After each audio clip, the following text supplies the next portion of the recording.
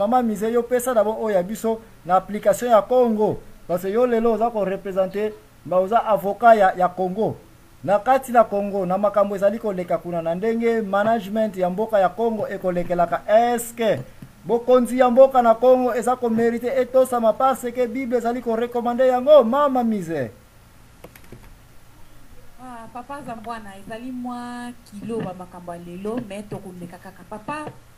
soki totali babokonzi oyo nzambe azali koloba totosala kibokonzi par exemple elaki ya César na l'heure ya Jésus-Christ ntango alobi bofuta mpako na bino na César est-ce que César azalaki moto oyo nzambe atiaki na likolo ya esika ye azalaki d'abord na mboka oyo ye po aya d'abord aya ensuite kokonza bana Israël est-ce que tokokoloba te que César azoreprésente un peu lokola bokonzi ya Pharaon na Égypte tango bana Israël fallait ba bima balakisa kizamba lakisa loboko na ye tombama po bana Israël ba bima na kibokonzi wana na se ya kokonza mazako kokonza mawana papa na ngaza mbwana eza un peu polémique po totala na contexte nini tozali ko ezali kolobela que boto sa kibokonzi wana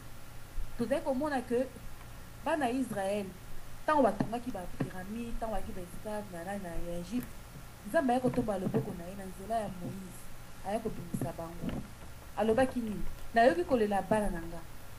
nayoki kolela ya bana na ngai est-ce que nzamba ayoki kolela biso bana Congo est-ce que nzamba ayoki kolela biso bana pas considérer bakonzo bazokonza biso na Congo comme baconsidéraki loboko ya Pharaon na likolo ya bana ya Israël papa ezali un peu différent ya solo eza vraiment la différence makasi mais comme na Jésus-Christ na Nouveau Testament Yesu sabi to futa un peu na biso to futi un peu mais après qui na victoire na ye na croix ala kisi bokonzi na ye na kulusi mais lelo biso moto yebi makambo wana ya esclavage ya bana Israël epa esukaki biso na bino toyebi yango mais Yesu apesaki victoire na ye ayaki na victoire spirituelle ayaki pa bikisa bomoi na biso na kulusi amipesa po biso tobika mais papa mais kana ko expliquer nga sikoyo na sens ni ozolobela to tosaki bokonzi totikaka bokonzi na efanda na oka ndenge wana ou bien totalela nzambe na biso po azala nzela moko akosalela biso atunela biso oyo ya biso mosuni question wana mama kwala azali kokoma yango ntango tokopesa antenne nde ye mutu akopesa yo réponse ayebi biso nyonso koyoka soki réponse yango mama kwala akopesa ekokende vraiment na nzela parce que awa tozaka kokende makambo etali bakretien kaka te mais tozokende surtout na application ya société na biso ndeko baba mongita na yibi place mama akwala mpona pesa yo isepeke likambo yo koloba mama akwala mpe akoprofite na ye kokota su na katikati wana donc tozokende si base expérience ya bato oyo ngai nayebi déjà ke baza na bakilo moko ya bamakambo bayaka nango na baopinion na bango soit te polémique ou pas polémique radio lisolo tokomi na expérience toyeba na biso na biso ndeko baba mongita à vous l'antenne. Merci papa Nzamana ndenge olobi wana nabongisa mwa moke mopaya oyo payaka nsima aka mpe eloko mpe feti pelie mpe tondi na bakisi na mwa ndambo wana likambo ya koloba te thème d'abord to badini babi eza thème ya kilo parce que eza thème moko eza na oyo tolobi na mikolo oyo eza na polémique na kati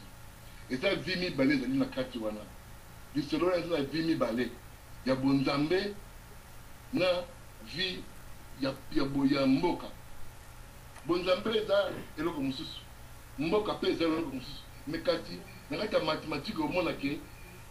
mboka eza na kati ya bonzambe me bonzambe eza kati ya mboka te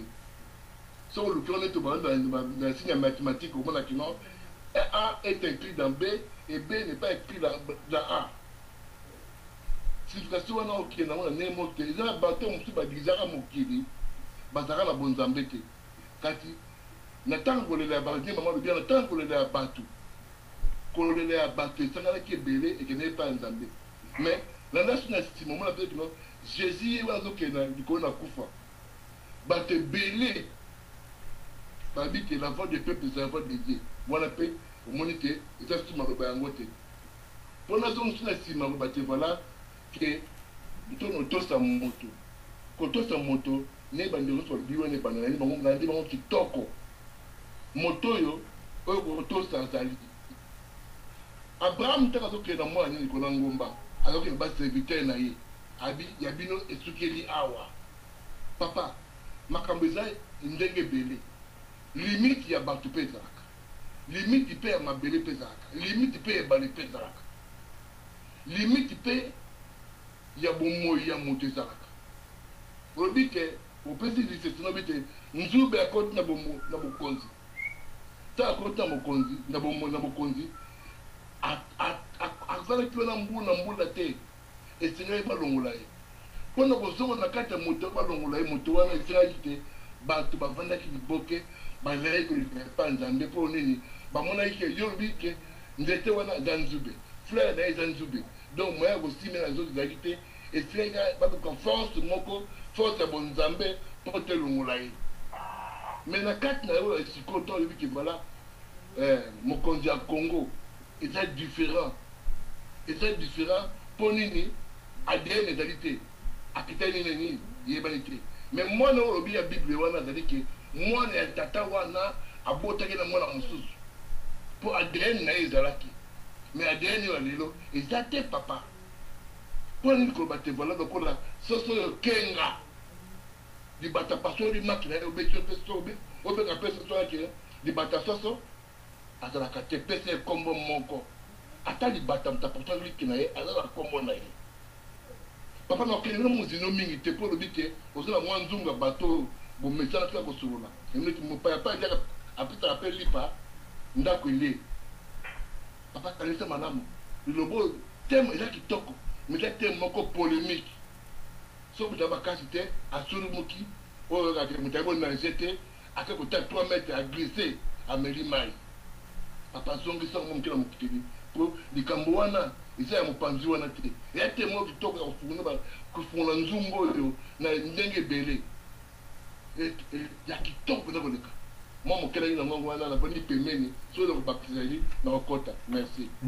ndeko baba merci mingi ezalaka na kati ya line ndenge nalobelaki yango na bolimbisi ya makasi na kosenga epai na yo biso tokotretaka bato nyonso na bato akala na bato asika na meme niveau kaka parce ke ekolo oyo alobaki ete bato bapozaki question bato basalaki bilanga bafutamaki bango nyonso salaire moko bao babandaki liboso basalaki zuwa mpona nini moto aye na sika na nsima asali kaka 1 heure 30 minutes biso tosali toute la journée lifuti moko kaka kolo sayebaki na ye raison alinga kolobela bongo mais bango nyonso bazwaki même lifuti ndeko baba raison atielaki likambo oyo mpona information na yo ezali kaka simplement parce que biso na biso mingi toyebani déjà mais na cadre ya badébat oza na parole na même niveau na même diapason ke mutu nyonso parce que biso na kati ya émission oyo na kati ya radio lisolo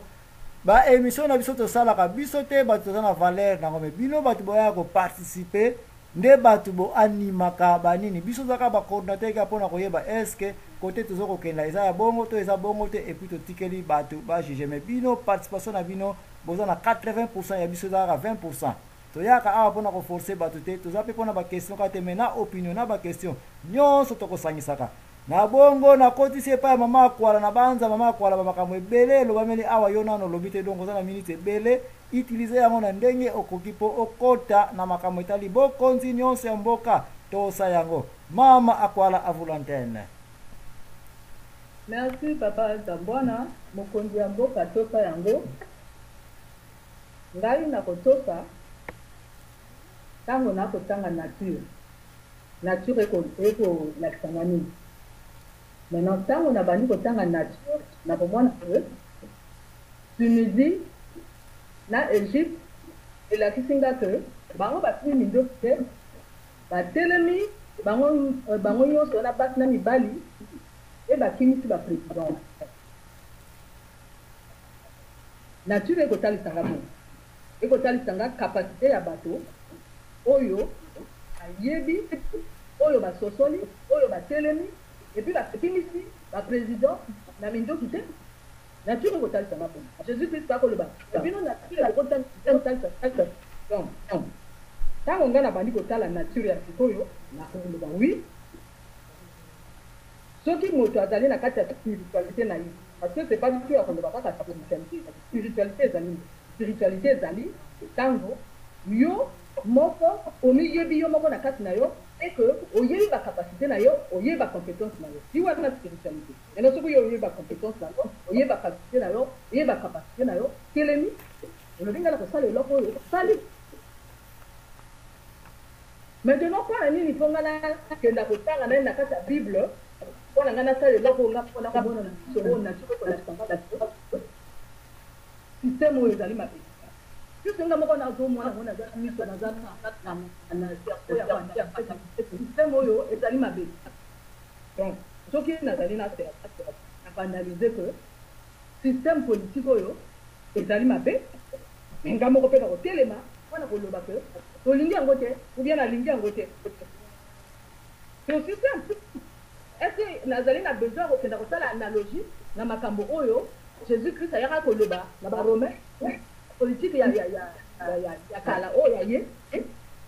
ou bien nga nazali nzambe atie na kati na nga bacapacité mpona koanalyse likambo oyo ezali awa présent devant ngai nazali na capacité wana mais alors maintenant na kotelema te na kozela misi donc il faut nani nakota na baverset biblique boye naleka boye nasala boye mpona natelema non donc kolon azali wana akokende toujours na système na ye ya mabe ya kocoloniser et ya konyata bato donc à un moment donné il faut nga naloba stop puisque soki namoni sikoyo nature nakomona aninga mosusu baréussir yango donc nga mpe nakokola puisque nature ekolakisa omoni donc mpona ngai ezali kaka moto ye moko moto ntango amiyebi ekayeba capacité na ye oyo ayebi ke valeur na ye ezali ke na maloba oyo azoloba akoki kochange mokili et puis akoki mpe kochange mokili na mokili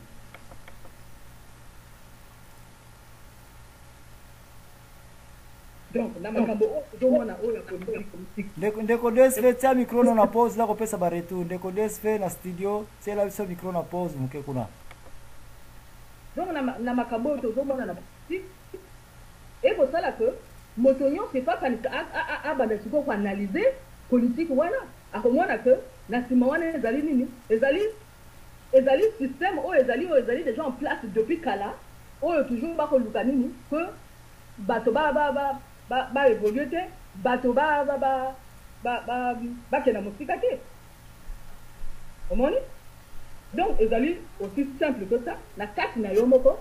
ozali na bacapacité nyonso na kati na yo moko ozali na bacapacité donc soki nga nazwi analogie na bible nakomona jésus ayaka kolakisanga nini jésus ayaka kolakisanga que quel que soit ennemi oyo azali devant yo kobanga te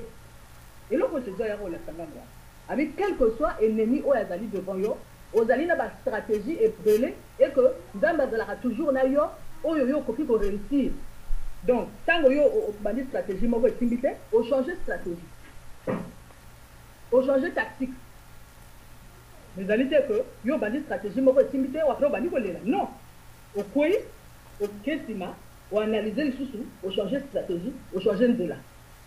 donc okwei olamuki te okokoma donc soki ozali na volonté soki ozali na eloko babengi analyse oyebi koanalyse makambo okozwa bastratégie ebele oyo yo toujours okoavance donc yo kozala ngai na kozala moto oyo nazalaka kaka victime te nazala na rôle ya moto oyo azali victime anga basalanga boye kaya kolela oyo nga basalanga boye yo basala yo boye mais yo okoki koloba te siko mama kwa na kati yote botosi mokonzi ya mboka bokonzi nyonso euti epa na nzambe yo sete nini okobeta na bisika wana parce que ndeko baba auti koloba ngo très bien awa biso nyonso tolandi ye aza komona entre les deux diagrammes de veine diagramme A ya politique diagramme B ya bible mteza